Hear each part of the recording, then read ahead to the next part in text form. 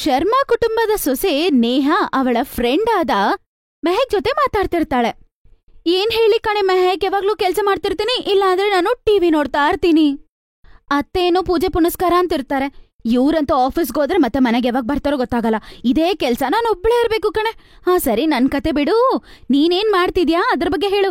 ಬೇರೆ ಏನೂ ಇಲ್ಲ ಕಣೆ, ಈ 3 ಮಕ್ಕಳನ್ ಚಿಂತೆನೆ ನನ್ ತಲೆಯಲ್ಲಿದೆ. ನಾನೇನ್ ಮಾಡ್ಲಿ ಕಣೆ, ನನ್ಗೊಂದೇ ಸಲ 3 ಮಕ್ಕಳು ಮುಟ್ಟಿದಾರೆ ಅಂತ ಬಿಟ್ಟು ಹೋಗ್ಬಿಟ್ರು. ಒಂದೇ ಸಲ ಟ್ರೈನ್ ನಾನೇನ್ ಕಣೆ ಮಾಡಕ್ಕಾಗೋದು? ಇವ್ರನ್ನ ನೋಡ್ಕೊಳ್ಳೋದೆ ನನ್ಗೆ ಇವಾಗ ದೊಡ್ಡ ಕೆಲ್ಸ ಆಗ್ಬಿಟ್ಟಿದೆ ಕಣೆ. ಮೆಹಕ್, ಯಾಕೆ ನೀನ್ ಬೇರೆ ಮದ್ವೆ ಮಾಡ್ಕೋಬಾರ್ದು? ನಿನ್ ಲೈಫ್ ಕಣೆದು, ನಿನ್ನ ಗಂಡ ಬೇರೆಯವ್ರನ್ನ ಮದ್ವೆ ಆಗಿ ಸಂತೋಷವಾಗಿದ್ದಾನೆ ತಾನೇ, ನೀನು ಹಾಗೆ ಮಾಡು ಕಣೆ. ಸರಿ ಅದೆಲ್ಲ ಬಿಡು, ಮಕ್ಕಳಿಗೆ ಲೀವ್ ಇದೆ ಅಲ್ವೇನೆ? ಹೌದು ಕಣೆ, ಅವಾಗಿಂದ ಕೇಳ್ತಿದ್ದಾರೆ ಇವರೆಲ್ಲರೂ ಹೋಗೋಣ ಅಜ್ಜಿ ಮನೆಗಂತ. ನಿನಗ್ ಗೊತ್ತಿದೆ ಅಲ್ವೇನೆ, ಈ ಗಂಡ ಹೋದ್ಮೇಲೆ ನಾನು ಎಲ್ಲೂ ಆಚೆ ಹೋಗೋದೇ ಇಲ್ಲ ಅಂತ. ಅಪ್ಪ ಅಮ್ಮನ ಕೂಡ ನಾನು ನೋಡಕ್ ಹೋಗಲ್ಲ, ಮಾತಾಡಕ್ಕಾಗಲ್ಲ. ನನ್ನಿಂದನೇ ಅವನ್ ಕೋಪಗೊಂಡು ಹೋಗಿದ್ದಾನೆ ಅನ್ಕೋತಾರೆ. ಹಾಗಾದ್ರೆ ನೀನು ಒಂದ್ ಕೆಲ್ಸ ಮಾಡು, ಮಕ್ಕಳನ್ನ ಕೂಡ ಕರ್ಕೊಂಡು ಇಲ್ಲಿ ಬಂದ್ಬಿಡು. ಅವ್ರಿಗೂ ಮನ್ಸು ಚೆನ್ನಾಗಿರತ್ತೆ, ಮತ್ತೆ ನಾವು ಕೂಡ ತುಂಬಾ ದಿನ ಆಯ್ತು ಮೀಟ್ ಮಾಡಿ, ಚೆನ್ನಾಗಿರತ್ತೆ.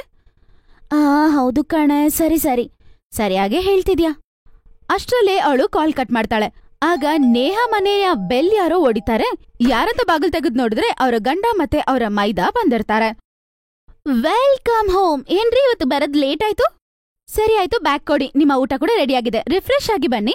ಮೈದ್ನವ್ರೆ, ನಿಮ್ ಬ್ಯಾಗ್ ಕೂಡ ಕೊಡಿ. ಇಲ್ಲ, ನಾನು ಸರಿ ಇದ್ದೇನೆ. ಮಯಾಂಕ್ ಹಂಗಂತ ಹೇಳಿ ಅವನು ರೂಮ್ಗೆ ಹೊಟ್ಟಾಗ್ತಾನೆ. ಆಮೇಲೆ ಅವಳು ನೋಡ್ತಾ ನಿಂತಿರ್ತಾಳೆ. ಅರೆ, ಏನ್ ನೋಡ್ತಾ ಇದ್ದೇನೆ? ನೋಡ್ರಿ, ಪಾಪ ನಿಖಿಲ್ ಎಷ್ಟು ಬೇಜಾರಾಗಿದ್ದಾನೆ, ಒಂಥರ ಲೋನ್ಲಿ ಆಗಿದ್ದಾನೆ ಅಂತ ನನ್ಗನ್ಸತ್ತೆ ರೀ. ಅವನ್ನ ಈ ತರ ನನ್ ಕೈಲಿ ನೋಡಕ್ಕಾಗಲ್ಲ ರೀ. ಕೆಲ್ಸಕ್ಕಂತ ನೀವ್ ಕರ್ಕೊಂಡೋದ್ರಿ, ಅಲ್ಲಿ ಕೂಡ ಅವನು ಸಂತೋಷವಾಗಿಲ್ಲ ಅಂತ ಅನ್ಸತ್ತೆ. ನೋಡಿದ್ರ ಬಗ್ಗೆ ನೀನ್ ಯೋಚನೆ ಮಾಡಬೇಡ, ನಿಧಾನವಾಗಿ ಅವ್ನು ಸರಿ ಹೋಗ್ತಾನೆ. ಈಗೊಬ್ಬ ಮನುಷ್ಯನಿಗೆ ನಾವು ಜಾಸ್ತಿ ತೊಂದರೆ ಕೊಡೋಕ್ಕಾಗಲ್ವಲ್ಲ. ನೀನ್ ಅವನ್ ಕತೆ ಬಿಡು, ನನ್ಗೆ ಊಟ ಕೊಡು. ಗಂಡನ್ ಮಾತು ಕೇಳಿಸ್ಕೊಂಡು ಅವಳು ಮೈದನ್ ಬಗ್ಗೆ ತಲೆ ಕೆಡ್ಸ್ಕೊಂಡು ಬಿಟ್ಬಿಡ್ತಾಳೆ. ಆಮೇಲೆ ಅವಳು ಊಟ ಬಡಿಸ್ತಾಳೆ. ಮಾರನೇ ದಿನ ನೇಹಾ, ತಗೊಳ್ರಿ, ನಿಮ್ಗೋಸ್ಕರ ನಿಮ್ಮ ಫೇವ್ರೆಟ್ ಸ್ಟ್ರಾಬೆರಿ ಶೇಕ್. ಈಗ ಆಫೀಸ್ಗೆ ಲೇಟ್ ಆಗ್ತಾ ಇದೆ. ಅರೆ, ಯಾಕೋ ಅಷ್ಟು ಕೋಪ ನಿನ್ಗೆ? ಕುಡಿಯೋ, ಅವಳೆಷ್ಟು ಪ್ರೀತಿಯಿಂದ ತಂದಿದ್ದಾಳೆ. ಸರಿ ಸರಿ, ಕೊಡು ಕೊಡು. ಬಾ, ನೀನು ಜೊತೆಲಿ ಕುತ್ಕೊಂಡ್ ಕುಡಿ. ನನ್ ಕಿಚನಲ್ಲಿ ಕೆಲ್ಸ ಇದೆ, ನೀವ್ ತಗೊಂಡ್ ಕುಡೀರಿ. ಹಿಂದ್ಗಡೆ ತಿರುಗ್ ನೋಡಿದ್ರೆ ಹಿಂದ್ಗಡೆ ಅವರ ಮೈದಾ ನಿಂತಿರ್ತಾರೆ. ಅರೆ ನಿಖಿಲ್, ನೀನವಾಗ ಬಂದೆ? ಸಾರಿ ನಿಮ್ಗೆ ಡಿಸ್ಟರ್ಬ್ ಮಾಡಿದ್ದಕ್ಕೆ. ಅವ್ರೆ ಅದನ್ ಬಿಡು, ಮೊದ್ಲು ಇದನ್ನ ಹೇಳು, ನೀನು ಎಲ್ಲಿದೆ ಅಂತ. ನಿಮಗೇನು, ನಾನು ಎಲ್ಲಿ ಬೇಕಾದ್ರೂ ಹೋಗ್ತೀನಿ, ನಿಮ್ಗೋದಕ್ಕೇನು ಸಂಬಂಧ ಇಲ್ವಲ್ಲ. ಅಣ್ಣ, ನಾನು ನಿಮ್ಮ ಜೊತೆ ಕೆಲಸ ಮಾಡ್ತಾ ಇದ್ದೀನಿ ಅಷ್ಟೇ. ನಿಮ್ಮ ಆಸೆನ ನಾನು ಪೂರೈಸ್ತಾ ಇದ್ದೀನಿ, ಅಷ್ಟಕ್ಕೆ ನೀವು ಖುಷಿಯಾಗಿರಿ. ಹಂಗಂತೇಳಿ ಅವರ ರೂಮ್ಗೆ ಹೋಗ್ಬಿಡ್ತಾರೆ. ಸಂಜಯ್ ಗೂರಾಯಿಸ್ತಾ ನಿಂತ್ಕೊಂಡಿರ್ತಾನೆ, ಮತ್ತೆ ನೇಹಾ ನೋಡ್ತಾ ನಿಂತಿರ್ತಾಳೆ. ಈ ಹುಡುಗನ್ಗೆ ಏನಾಯ್ತೋ ಏನೋ ಗೊತ್ತಿಲ್ಲ. ಹಿಂಗೆ ಮಧ್ಯಾಹ್ನ 2 ಗಂಟೆ ಆಗ್ಬಿಟ್ಟಿರುತ್ತೆ, ಅವನು ಆಚೆನೇ ಬಂದಿರೋದಿಲ್ಲ. ನೇಹಾ ಮತ್ತೆ ಮತ್ತೆ ಕರ್ದಿದ್ರಿಂದ ಅವನು ಆಚೆ ಬರ್ತಾನೆ. ಬಾ ಕುತ್ಕೊ ನಿಖಿಲ್, ನಾನು ಊಟ ಬಿಸಿ ಮಾಡ್ಕೊಂಬರ್ತೀನಿ. ಇಲ್ಲ ಅದಕ್ಕೆ ಏನ್ ತೊಂದರೆ ಇಲ್ಲ, ಬಿಟ್ಬಿಡಿ. ಆಗ ಯಾರೋ ಅವರ ಮನೆಯ ಬಾಗಿಲನ್ನು ತಟ್ತಾರೆ. Hey Neha, my best friend, ಹೇಗಿದೆಯೇ? ಮೆಹಕ್, ಬಂದ್ಬಿಟ್ಯಾ? ಎಷ್ಟು ವರ್ಷ ಆಯ್ತು ಕಣೆ ನಿನ್ನ ನೋಡಿ. ಹೇಗಿದ್ಯಾ?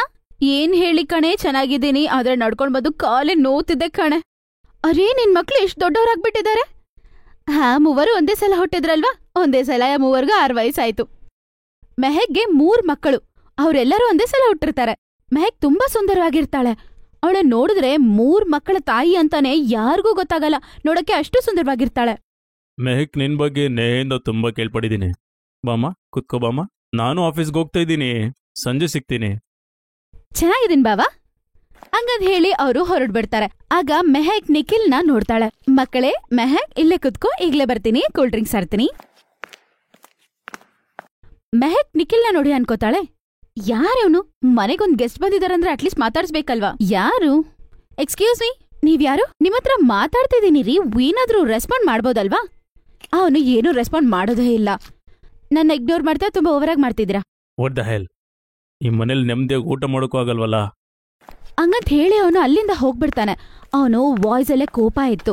ಆ ಸೌಂಡ್ನ ಕೇಳಿಸ್ಕೊಂಡು ಬೇಗ ಬೇಗ ನೇಹಾ ಬರ್ತಾಳೆ. ಅರೆ, ಏನಾಯ್ತೆ? ಎಲ್ಲ ಓಕೆನಾ? ಅರೆ ಏನಿಲ್ಲ ಕಣೆ, ಜಸ್ಟ್ ಅವ್ರನ್ನ ಮಾತಾಡಿಸ್ದೆ, ಆದ್ರೆ ಅವರು ಕೋಪದಿಂದ ಹೋಗ್ಬಿಟ್ರು ಅಷ್ಟೇ. ಯಾರೇ ಇವನು ಇಷ್ಟು ವಿಚಿತ್ರವಾಗಿದ್ದಾನೆ? ನನ್ನ ಮೈದಾ. ನೋಡು ಮೆಹಕ್, ದಯವಿಟ್ಟು ಅವನತ್ರ ಇಟ್ಕೋಬೇಡ, ಯಾವ ಸಮಸ್ಯೆನೂ ನಂಗೆ ಬೇಡ ಕಣೆ.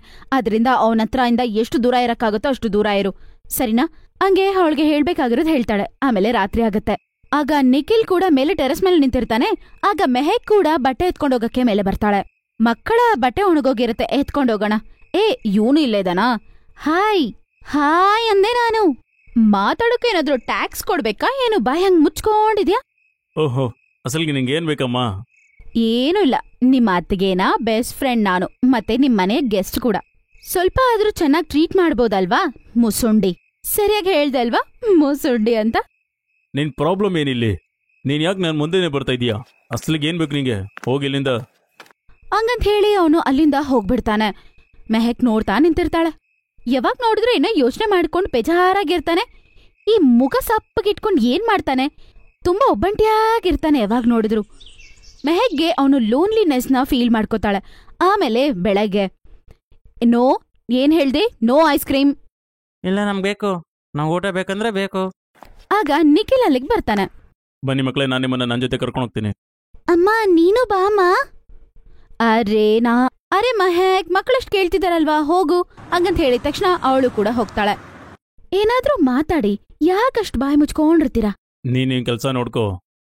ಖಂಡಿತ ನೀವ್ ಯಾಕೆ ಯಾವಾಗ್ಲೂ ಇಷ್ಟು ಸಿಟ್ಟಾಗಿರ್ತೀರಾ ಅಂತ ನಾನು ತಿಳ್ಕೊಳ್ಳೇಬೇಕು. ನಂಗೆ ನಿನ್ ಮೇಲೆ ಕೋಪ ಇಲ್ಲ. ನೀನ್ ಯಾಕೆ ಪದೇ ಪದೇ ನಂಗೆ ತೊಂದರೆ ಕೊಡಕ್ ಬರ್ತಾ ಇದೀಯಾ?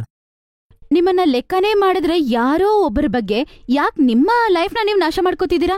ನಿಮಗಿಂತ ತುಂಬಾನೇ ಅವ್ರ ಮೌಲ್ಯವಾದವ್ರ? ಟೈಮ್ ಸಿಗ್ದಾಗ ಯೋಚನೆ ಮಾಡಿ. ಮತ್ತೆ ನಿಮ್ಮ ಸಹಾನುಭೂತಿ ಒಂದಳು ನಾನು ಇದನ್ನ ನಿಮ್ಗೋಸ್ಕರ ತಂದೆ, ನಿಮ್ಗಿದು ಯೂಸ್ ಆಗತ್ತೆ, ಇಟ್ಕೊಳ್ಳಿ ಹಂಗಂತ ಹೇಳಿದ ತಕ್ಷಣ ಅವನು ಹಪ್ಕೊಂಡು ಅಳಕ್ ಶುರು ಮಾಡ್ತಾನೆ. ನೀನ್ ಹೇಳಿದ್ ಸರಿ. ಯಾರು ನನ್ನ ಅವಳಲ್ವೋ, ನಾನು ಯಾಕೆ ಅವಳಿಗೋಸ್ಕರ ನನ್ನ ಜೀವನ ಹಾಳು ಮಾಡ್ಕೊಳ್ಳಿ? ನನ್ನ ಗರ್ಲ್ ಫ್ರೆಂಡ್ ನನ್ ಬಿಟ್ಟೋದು, ಅವಳ ಕತೆನೂ ನಿನ್ ಥರನೇ ಇತ್ತು. ನಾನು ನಿನ್ನ ನೋಡಿ ಅವಳು ನೆನಪಾಗ್ತಾ ಇದ್ಲು, ಹಾಗಾಗಿ ನಾನು ಈ ರೀತಿ ಆಡ್ತಿದ್ದೆ. ಆದ್ರೀಗ ಅರ್ಥ ಆಯ್ತು, ನೀನ್ ಆಕೆಗಿಂತ ಬೇರೆ. ಧನ್ಯವಾದ ಮೆಹಕ್. ಅತಿಗೆ ನಂಗೆ ನಿನ್ ಬಗ್ಗೆ ಎಲ್ಲ ಹೇಳಿದ್ದಾರೆ. ನಿನ್ ಜೊತೆ ಇಷ್ಟೆಲ್ಲ ಆಯ್ತು, ಆದ್ರೂ ನೀನು ಎಷ್ಟು ಖುಷಿಯಾಗಿರ್ತೀಯ, ನಿಮ್ಮ ಮಕ್ಕಳನ್ನ ಎಷ್ಟು ಖುಷಿಯಾಗಿರ್ಸ್ತೀಯ. ಈಗ ನಾನು ನಿನ್ನ ಖುಷಿಯಾಗಿರ್ಸ್ಬೇಕು ಅನ್ಕೊಂಡಿದ್ದೀನಿ. ನಾನು ನಿನ್ನ ಮತ್ತೆ ಈ 3 ಮಕ್ಕಳು ನನ್ನವ್ರಾಗ ಮಾಡ್ಕೊಳ್ತೀನಿ. ಅವರಿಬ್ರು ಒಬ್ಬರನ್ನೊಬ್ರು ಪ್ರೀತಿ ಮಾಡಕ್ ಶುರು ಮಾಡ್ಬಿಡ್ತಾರೆ. ಆಮೇಲೆ ಲೇಟ್ ಮಾಡದೆ ತಕ್ಷಣ ಅವಳನ್ನ ಕರ್ಕೊಂಡು ಹೋಗಿ ಅವನು ಮದ್ವೆ ಮಾಡ್ಕೊಂಡ್ಬಿಡ್ತಾನೆ. ನೇಹಗಂತೂ ಅದ್ ನೋಡಿ ಸಂತೋಷ ಆಗತ್ತೆ, ಆದ್ರೆ ಅವ್ರ ಅತ್ತೆಗಂತೂ ಅದನ್ನ ನೋಡಿ ತುಂಬಾನೇ ಕೋಪ ಬರುತ್ತೆ. ಈ 3 ಮಕ್ಕಳ ತಾಯಿನೇ ಸಿಕ್ಕದ್ಲಾ ನಿಂಗ್ ಮದ್ವೆ ಮಾಡ್ಕೊಳ್ಳೋದಕ್ಕೆ? ಅತ್ತೆ, ಮೆಹಕ್ ತುಂಬಾ ಒಳ್ಳೆಯವಳು. ಅವ್ರ ಗಂಡನೇ ಇವಳನ್ನ ಬಿಟ್ಟು ಹೋಗಿದ್ದು. ಇಬ್ರು ಹೆಣ್ಮಕ್ಳು ಹುಟ್ಟಿದಾರಲ್ವಾ, ಅದಕ್ಕೆ ಅವನು ಬಿಟ್ಟು ಹೋಗ್ಬಿಟ್ಟ. ನೋಡಿ ಮೈದ್ನವರು ಎಷ್ಟು ಸಂತೋಷವಾಗಿದ್ದಾರೆ. ಮಗನ ಸಂತೋಷವನ್ನ ನೋಡಿದ ತಕ್ಷಣ ಅವ್ರು ಕೂಡ ಸಂತೋಷ ಪಡ್ತಾರೆ. ಅದರಿಂದ ಆ 3 ಮಕ್ಕಳನ್ನ ಮತ್ತೆ ಮೆಹಕ್ನ ಕೂಡ ಅವರು ಸಂತೋಷವಾಗಿ ಸ್ವೀಕರಿಸ್ತಾರೆ. ಈಗ ನಿಖಿಲ್ ಮತ್ತೆ ಮೆಹಕ್ ಇಬ್ರು ತುಂಬಾ ಸಂತೋಷವಾಗಿ ಇರ್ತಾರೆ.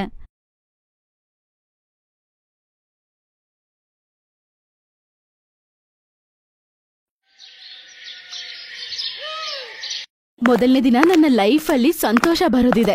ಇವತ್ ನನ್ಗೆ ಏನ್ ಬೇಕೋ ಅದನ್ನ ಮಾಡ್ಕೊಂಡು ತಿನ್ಬೇಕು ಹಂಗಂತ ಅನ್ಕೊಂಡು ಅವಳು ಕಿಚನ್ ಒಳಗಡೆ ಹೋಗಿ ನೋಡ್ತಾಳೆ. ಅಲ್ಲಿ ಹೋಗಿ ಅವಳು ಶಾಕ್ ಆಗ್ಬಿಡ್ತಾಳೆ.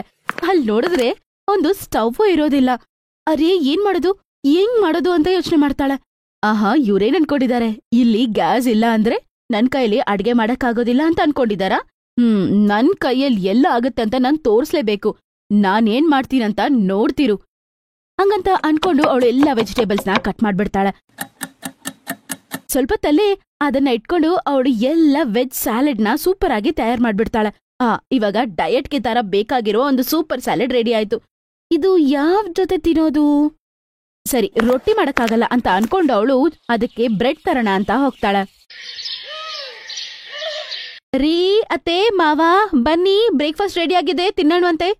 ಅವ್ರ 3 ಒಂದೇ ರೂಮಲ್ಲಿ ಕುತ್ಕೊಂಡಿರ್ತಾರೆ. ಎಲ್ಲರೂ ಶಾಕ್ ಆಗ್ಬಿಡ್ತಾರೆ. ಅವ್ರಿಗೆ ಏನ್ ಮಾತಾಡ್ದವ್ದು ಅಂತ ಅರ್ಥ ಆಗಲ್ಲ. ನನಗ್ ಕೇಳಿಸಿದ್ದೇನಾ ನಿಮ್ಮಿಬ್ಬರಿಗೂ ಕೇಳಿಸ್ತು? ನಾನು ಅದನ್ನೇ ಕೇಳ್ದೆ, ಆದ್ರೆ ನನಗೆ ಒಂದು ವಿಷಯ ಅರ್ಥನೇ ಆಗ್ತಾ ಇಲ್ಲ. ಅಸಲಿಗೆ ಅವಳು ಒಲೆನೇ ಇಲ್ದೆ ಅಡುಗೆ ಹೇಗ್ ಮಾಡಿದ್ಲು? ಇದು ನಮಗೆ ಹೊರಗಡೆ ಹೋದ್ಮೇಲೆನೆ ಗೊತ್ತಾಗುತ್ತೆ. ಮತ್ತೆ ಅವ್ರು ಅಲ್ಲಿ ಟೇಬಲ್ ಬಂದ್ ನೋಡ್ತಾರೆ. ಅಲ್ಲಿ ವೆಜ್ ಸ್ಯಾಲೆಡ್ ರೆಡಿ ಮಾಡಿ ಇಟ್ಟಿರ್ತಾಳೆ. ಅದು ಮಾತ್ರ ಅಲ್ದೆ ಅಲ್ಲಿ ಬ್ರೆಡ್ ಕೂಡ ಇಟ್ಟಿರ್ತಾಳೆ. ಅರೆ, ನನ್ನ ಈ ಪ್ಲಾನ್ ಕೂಡ ಕೆಲಸ ಮಾಡಿಲ್ವಲ್ಲ. ಅರೆ, ಏನ್ ಪರವಾಗಿಲ್ಲ. ಅಷ್ಟಕ್ಕೂ ಇದರಿಂದ ಹೇಗೆ ಇಬ್ರು ಸೊಸೆ ಅಂದ್ರು ಜಗಳ ಅಂತೂ ಓಡಲ್ಲ. ಒಲೆ ಕಾರಣದಿಂದ. ಅಸಲಿಗೆ ಅಗ್ನಿನೇ ಇಲ್ದೆ ಅಡುಗೆ ಮಾಡಿರೋಂತ ಈ ಅಡುಗೆ ತುಂಬಾನೇ ಸ್ವಾದಿಷ್ಟವಾಗಿದೆ ಮತ್ತೆ ತುಂಬಾ ಆರೋಗ್ಯಕರವಾಗಿದೆ. ಹಿಂಗೆ ಆಗೋದಕ್ಕೆ ಕಾರಣ ಏನು? ಆ ಮನೆಯಲ್ಲಿ ಸ್ಟವ್ ಇಡಬಾರ್ದಂತ ಅವ್ರು ಯಾಕೆ ಅನ್ಕೊಂಡಿದ್ದಾರೆ? ಅವ್ರ ಮನೆಯಲ್ಲಿ ಇನ್ಮೇಲೆ ಸ್ಟವ್ ಅನ್ನೋದು ಅವ್ರು ಇಡೋದೇ ಇಲ್ವಾ? ಇದನ್ ತಿಳ್ಕೊಬೇಕಂದ್ರೆ ಈ ಕಥೆಯಲ್ಲಿ ಸ್ವಲ್ಪ ನಾವು ಹಿಂದೆ ಹೋಗ್ಬೇಕಾಗತ್ತೆ. ಮೊದಲನೇ ಸಲ ಸೊಸೆ ಮನೆಗೆ ಬಂದಾಗ ಅವಳ ಜೊತೆಗೆ ಸುಂದರವಾದ ಒಂದು ಗ್ಯಾಸ್ ಸ್ಟವ್ನ ತಂದಿರ್ತಾಳೆ. ನೋಡಮ್ಮ ಸೊಸೆ, ನೋಡಮ್ಮ ಸೊಸೆ, ನಮ್ಗೆ ವರದಕ್ಷಿಣೆನ ಬೇಡ ಅಂತ ಹೇಳಿದ್ವಿ, ಆದ್ರೂ ಕೂಡ ನೀನ್ ಕೇಳ್ದೆ ಈ ಒಂದು ಸ್ಟವ್ನ ಎತ್ಕೊಂಡ್ ಬಂದಿದ್ಯಾ. ಇದನ್ನ ಸ್ಟೋರ್ ರೂಮಲ್ಲಿ ಇಟ್ಬಿಡು, ನಾನ್ ನಮ್ಮನೆಯಿಂದ ತಂದಿರೋ ಸ್ಟವ್ವೇ ಯೂಸ್ ಮಾಡ್ಬೇಕು. ಸರಿ ಅತ್ತೆ, ಅದ್ರಲ್ಲಿ ಏನಿದೆ ಬಿಡಿ. ಆ ಸ್ಟವ್ ಎಲ್ಲಿನ್ವರ್ಗೂ ವರ್ಕ್ ಆಗುತ್ತೋ ಅಲ್ಲಿನ್ವರ್ಗೂ ಯೂಸ್ ಮಾಡೋಣ, ಆಮೇಲೆ ನಾನ್ ತಂದಿರೋ ಹೊಸ ಸ್ಟವ್ ಯೂಸ್ ಮಾಡಿದ್ರೆ ಆಯ್ತು. ಹಂಗಂತೇಳಿ ಸ್ಟವ್ನ ಎತ್ಕೊಂಡೋಗಿ ಅವಳು ಸ್ಟೋರ್ ರೂಮಲ್ಲಿ ಇಟ್ಬಿಡ್ತಾಳೆ. ಆಮೇಲೆ ಅವಳು ಅದೇ ಸ್ಟವ್ ಅಲ್ಲೇನೆ ಅಡಿಗೆ ಮಾಡೋದಕ್ಕೆ ಶುರು ಮಾಡ್ತಾಳೆ. ಆಮೇಲೆ ಅವಳು ಅಡಿಗೆ ಎಲ್ಲ ರೆಡಿ ಮಾಡಿ ಎತ್ಕೊಂಡೋಗಿ ಕೊಡೋಷ್ಟೊತ್ತಿಗೆ ಲೇಟ್ ಆಗ್ಬಿಟ್ಟಿರುತ್ತೆ. ಅವರೆಲ್ಲರೂ ಕಾಯ್ತಾ ಇರ್ತಾರೆ. ಅಮ್ಮ ಬಹು, ಏನಿದು ನಿನ್ಗೆ ಈ ರೊಟ್ಟಿ ಮಾಡೋದಕ್ಕೆ ಇಷ್ಟೊತ್ತಾ? ನಿಮ್ಮಪ್ಪ ಅಮ್ಮ ನಿನ್ಗೆ ಇದೇನ ಹೇಳ್ಕೊಟ್ಟಿರೋದು? ನೋಡಿ ಅತ್ತೆ, ಏನ್ ಬೇಕಾದ್ರೂ ನೀವು ನನ್ನನ್ನ ಬೈಕೊಳ್ಳಿ, ನಮ್ಮಪ್ಪ ಅಮ್ಮನ ಬೈಯೋದಲ್ಲ ನೋಡಿ ಚೆನ್ನಾಗಿರೋದಿಲ್ಲ. ಇದೇನು ನನ್ನಿಂದ ಲೇಟ್ ಆಗಿಲ್ಲ, ನಿಮ್ಮ ಗ್ಯಾಸ್ ಸ್ಟವ್ ಇದೆ ಅಲ್ವಾ ಅಲ್ಲಿ, ಅದ್ರಿಂದನೇ ಲೇಟ್ ಆಗಿದ್ದು. ಎಷ್ಟು ಮೆತ್ತಗೆ ಅದು ಉರಿಯುತ್ತಿದೆ, ನಾನ್ ಹೆಂಗ ಅಡಿಗೆ ಮಾಡಕ್ಕಾಗುತ್ತೆ ಅದ್ರಲ್ಲಿ? ಏನ್ ನೀನ್ ಹೀ ಅಂತಿದ್ಯಾ? ನೀನ್ ನನ್ ಸ್ಟವ್ನ ಗೇಲಿ ಮಾಡ್ತಿದ್ರೆ ನೀನ್ ನಗ್ತಿದ್ಯಾ? ಅರೆ ಅದ್ರಲ್ಲೇ ತಪ್ಪು ತಿಳ್ಕೊಳ್ಳೋ ಅಂತದ್ ಏನಿದೆ? ಸೊಸೆ ಸರಿಯಾಗಿ ಹೇಳ್ತಾ ಇದ್ದಾಳಲ್ಲ. ನಿನ್ನ ಒಲೆ ತುಂಬಾ ಹಳೇದು, ಸಾಕಷ್ಟು ಬಾರಿ ಅದನ್ನ ರಿಪೇರಿ ಮಾಡಲಾಗಿದೆ. ಈಗ ಅದನ್ನ ಸ್ಟೋರ್ ರೂಮಲ್ಲಿ ಇಟ್ಬಿಡು. ಸಾಯಂಕಾಲ ಅವ್ರ ಮಾವ ಅಂತಾರೆ, ಸೊಸೆ ಸ್ವಲ್ಪ ಚಹಾ ಮಾಡ್ಕೊಡ್ತೀಯಾ? ಮಾವ ಯಾಕ್ ಹಂಗ್ ಮಾತಾಡ್ತಿದ್ದೀರಾ? ಟೀ ಬೇಕು ಅಂತ ಆರ್ಡರ್ ಕೊಟ್ರೆ ಸಾಕು. ನಾನು ಕೂಡ ಟೀ ಕುಡಿಬೇಕನ್ನಿಸ್ತಿದೆ. ನಾ ಮೂವರ್ಗೂ ಟೀ ಮಾಡಿ ತಗೊಂಡ್ ಬರ್ತೀನಿ, ನಾವು ಒಟ್ಟಿಗೆ ಕುಡಿಯೋಣ ಆಯ್ತಾ? ಮತ್ತೆ ಅವಳು ಕಿಚನ್ಗೆ ಹೋಗ್ತಾಳೆ. ಹಾಲನ್ನ ಬಿಸಿ ಮಾಡೋಣ ಅಂತ ಅವಳು ಟ್ರೈ ಮಾಡ್ತಾಳೆ. ಆಗ ಅಲ್ಲಿ ಗ್ಯಾಸ್ ಸ್ಟವ್ ಆನ್ ಆಗೋದೇ ಇಲ್ಲ. ಅಲ್ಲಿ ಗ್ಯಾಸ್ ಲೀಕ್ ಆಗ್ತಿರುವ ವಾಸನೆ ಬೇರೆ ಬರುತ್ತೆ. ಅಯ್ಯೋ, ಗ್ಯಾಸ್ ಲೀಕ್ ಆಗ್ತಿದೆ ಅನ್ಸುತ್ತೆ, ಸ್ಮೆಲ್ ಬರ್ತಿದೆ. ಈ ಅತ್ತೆ ಸ್ಟವ್ ಸರಿನೇ ಇಲ್ಲ, ಇದನ್ನೇ ಯೂಸ್ ಮಾಡೋಂತ ನನ್ ತಲೆ ತಿನ್ಬಿಡ್ತಾಳೆ ಅತ್ತೆ. ಅಷ್ಟೊತ್ತಿಗೆ ಅಲ್ಲಿಗೆ ಅವ್ರ ಅತ್ತೆ ಬಂದ್ಬಿಡ್ತಾರೆ. ಏನಂದೆ ನೀನು? ನನ್ನ ಸ್ಟವ್ನ ಎತ್ತಿ ಬಿಸಾಕ್ ಬಿಡ್ತೀಯಾ? ಇನ್ನೊಂದ್ಸಲ ನನ್ ಸ್ಟವ್ ಬಗ್ಗೆ ಏನಾದ್ರೂ ಮಾತಾಡಿದೆ ಅಂದ್ರೆ ನಿನ್ಗಷ್ಟೇ ನೋಡ್ಕೊ. ಅಯ್ಯೋ ಅತ್ತೆ, ಇದು ವರ್ಕ್ ಆಗ್ತಿಲ್ಲ, ನಾನೇನ್ ಮಾಡ್ಲಿ? ಆಯ್ತು, ಇದಕ್ಕೆ ವಯಸ್ಸು ಆಗ್ಬಿಟ್ಟಿದೆ, ನಾನೇನ್ ಮಾಡ್ಲಿ? ನೋಡಿ ಹೆಂಗ್ ಗ್ಯಾಸ್ ಲೀಕ್ ಆಗ್ತಿದೆ, ಸ್ಮೆಲ್ ಬರ್ತಿದ್ಯೋ ಇಲ್ವೋ ನಿಮ್ಗೆ? ಅವ್ರು ಮಾತಾಡ್ತಿರೋದ್ ಕೇಳಿಸ್ಕೊಂಡು ಅವ್ರ ಮಾವ ಕೂಡ ಅಲ್ಲಿಗೆ ಬಂದ್ಬಿಡ್ತಾರೆ. ಅರೆ ಏನಾಯ್ತು? ಯಾಕ್ ನೀವಿಬ್ರು ಮಕ್ಕಳದಾರ ಜಗಳ ಆಡ್ತಾ ಇದ್ದೀರಾ? ನೋಡಿದ್ರೇನ್ರಿ ನನ್ನ ಸ್ಟವ್ನ ನಿಮ್ಮ ಸೊಸೆ ಏನಂತ ಅಂತಿದ್ದಾಳೆ ಅಂತ? ಎತ್ತಿ ಎಲ್ಲಾದ್ರೂ ಕಚಡದಲ್ಲಿ ಬಿಸಾಕ್ತೀನಿ ಅಂತ ಅಂತಿದ್ದಾಳೆ ರೀ. ನೋಡಿದ್ರ ಮಾವ, ನೋಡಿ ಇಲ್ಲಿ ಗ್ಯಾಸ್ ಆನ್ ಆಗ್ತಾ ಇಲ್ಲ, ಅದ್ ಮಾತ್ರ ಅಲ್ದೆ ಗ್ಯಾಸ್ ಲೀಕ್ ಆಗ್ತಿದೆ, ಸ್ಮೆಲ್ ಬರ್ತಿದೆ ಅಲ್ವಾ? ನಾನು ಇದನ್ನ ಸ್ಟೋರ್ ರೂಮಲ್ಲಿ ಇಟ್ಬಿಟ್ಟು ಹೊಸ ಸ್ಟವ್ ತಗೊಂಬರ್ತೀನಿ. ಹೌದಾ, ಇದನ್ ಮಾಡೋದಕ್ಕೆ ಇಷ್ಟ ನಾಟಕನಾ ನಿಂದು? ನನಗೂ ವಯಸ್ಸಾಗ್ಬಿಟ್ಟಿದೆ, ಈಗ ನನ್ನೇನ್ ಮಾಡ್ತೀಯಾ? ನನ್ನನ್ ಕೂಡ ಎತ್ಕೊಂಡೋಗಿ ಯಾವ್ದಾದ್ರು ಸ್ಟೋರ್ ರೂಮಲ್ಲಿ ಬಿಸಾಕಿ, ಮತ್ತೆ ಹೊಸ ತಾಯಿನ ತಗೊಂಬನ್ನಿ. ಮಾತಲ್ಲಿ ನಿನ್ನನ್ನ ಗೆಲ್ಲೋದು ಯಾರು ಇಲ್ಲ. ಆಯ್ತು, ನಿನ್ನ ಒಲೆನ ಈಗ ರಿಪೇರ್ ಮಾಡ್ಕೊಡ್ತೀನಿ. ಸ್ವಲ್ಪ ದಿನ ಅದು ವರ್ಕ್ ಆಗತ್ತೆ, ಮತ್ತೆ ಅದು ಆನೇ ಆಗೋದಿಲ್ಲ.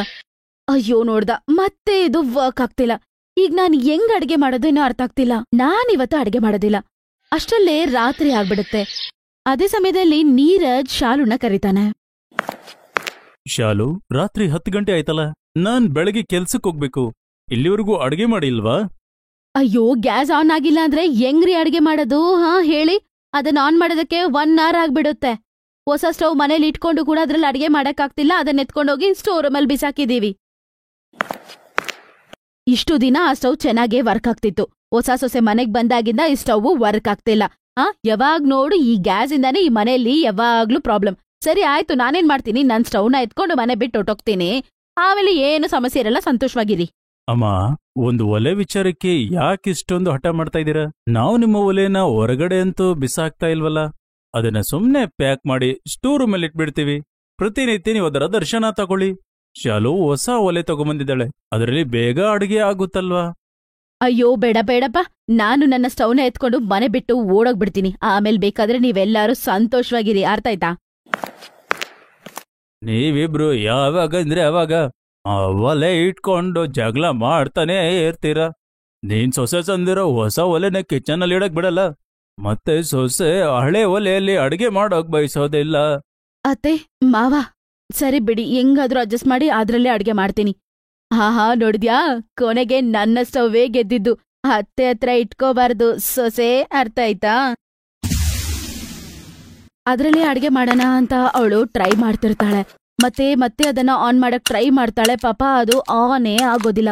ಅದೇ ಸಮಯದಲ್ಲಿ ಗ್ಯಾಸ್ ಲೀಕ್ ಆಗಿ ಅವಳ ಸ್ಯಾರಿಗೆ ಬೆಂಕಿ ಹಚ್ಕೊಳತ್ತೆ. ಆ ಕ್ಷಣದಲ್ಲಿ ಏನ್ ಮಾಡೋದು ಅರ್ಥ ಆಗಲ್ಲ ಅವಳಿಗೆ.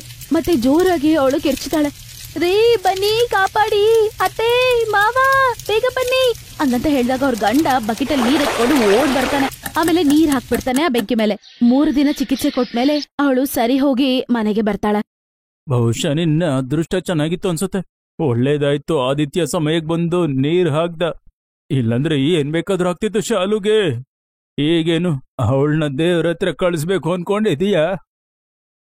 ಸೊಸೆ, ನನ್ನನ್ನ ಕ್ಷಮಿಸು. ನನ್ನ ಸ್ಟವ್ ಬಗ್ಗೆ ನನ್ಗೆ ನಿಜವಾಗ್ಲೂ ತುಂಬಾ ಅಹಂಕಾರ ಆಗ್ಬಿಟ್ಟಿತ್ತು. ಅದ್ರಲ್ಲಿ ನೀನ್ ಅಡ್ಗೆ ಮಾಡ್ಬೇಕು ಅಂತ ನಾನು ಹಠ ಮಾಡಿ ತಪ್ಪು ಮಾಡ್ಬಿಟ್ಟೆ. ಯಾರ ಜೀವನದ ಜೊತೆನೂ ಆಟಾಡ್ಕೊಳಕ್ಕೆ ನನ್ಗೆ ಯಾವೊಂದು ಹಕ್ಕು ಇಲ್ಲ. ಮಗನೆ, ದಯವಿಟ್ಟು ಆ ಸ್ಟವ್ನ ಎತ್ಕೊಂಡೋಗ್ ಸ್ಟೋರ್ ರೂಮಲ್ಲಿಡು. ಮತ್ತೆ ಸೊಸೆ ತಂದಿರುವ ಸ್ಟವ್ನ ಎತ್ಕೊಂಡ್ ಬಂದು ಕಿಚನ್ ಅಲ್ಲಿ ಇಡ್ಬಿಡು. ಆಮೇಲೆ ಅವನು ಹೊಸ ಸ್ಟವ್ನ ಎತ್ಕೊಂಡ್ ಬಂದು ಕಿಚನ್ ಅಲ್ಲಿ ಇಡ್ತಾನೆ. ಮತ್ತೆ ಎಲ್ಲ ಅವ್ರ ಮನೆಯಲ್ಲಿ ಸಂತೋಷವಾಗಿ ನಡೆಯುತ್ತೆ. Best buddies. Hello friends, thanks for watching this video. अगर आपको ये वीडियो पसंद आया है तो प्लीज लाइक, सब्सक्राइब, कमेंट्स करें इस वीडियो पर, और हाँ, शेयर करना भी ना भूलें। और भी मजेदार वीडियो देखने के लिए नीचे दिए गए बेल आइकॉन को दबाएं। देखते रहिए बेस्ट बडीज।